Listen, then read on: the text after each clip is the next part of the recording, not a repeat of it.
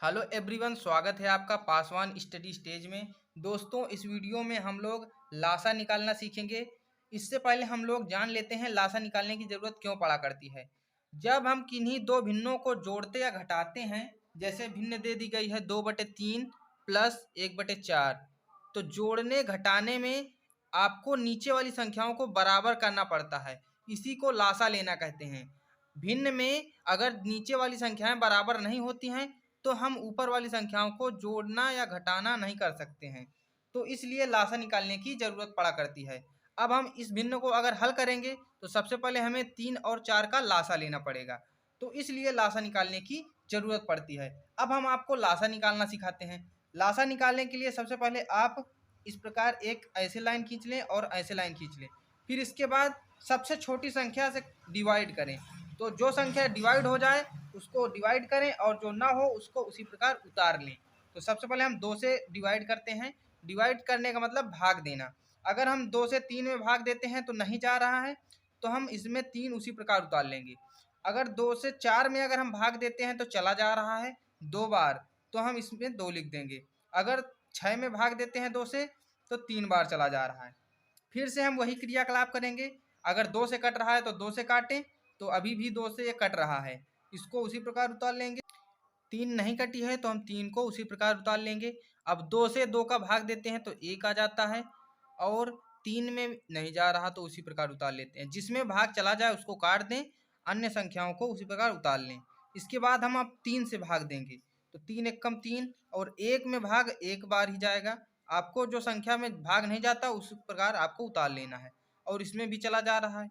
तो यह क्रियाकलाप आपको तब तक करना है जब तक यहाँ पर 1 1 1 न आ जाए। तो हमें 1 1 1 मिल गया है, तो इन संख्याओं को हम आपस में गुणा में लिखेंगे। 2 × 2 × 3, तो 2 × 2 × 3, तो इनका जो गुणनफल होगा वही इन तीनों संख्याओं का लासा हो जाएगा। तो 2 दूनी 4 अचरतें 12, तो लासा बराबर क्या हो जाएगा? लासा बराबर 12।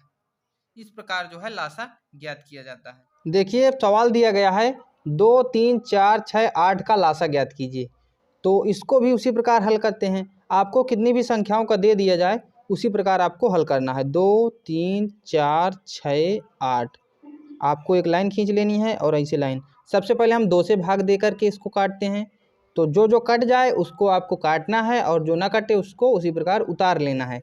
तो 2 में 2 का भाग देते हैं तो 1 आता है, 3 में नहीं जा रहा तो उसको उसी प्रकार उतार लेते हैं। अब 4 में कै बार जाएगा? 2 बार जाएगा। 6 में कै बार जाएगा? 3 बार। 8 में 4 बार। फिर से अभी हम 2 से भाग देंगे, तो जो जो संख्याओं में नहीं जा रहा उसको उसी प्रकार उतार लेते हैं। अब इसमें चला जा रहा है तो 2 एकम 2, इसमें नहीं जा रहा है। 4 में भी चला जा रहा है तो 2 दूनी 4।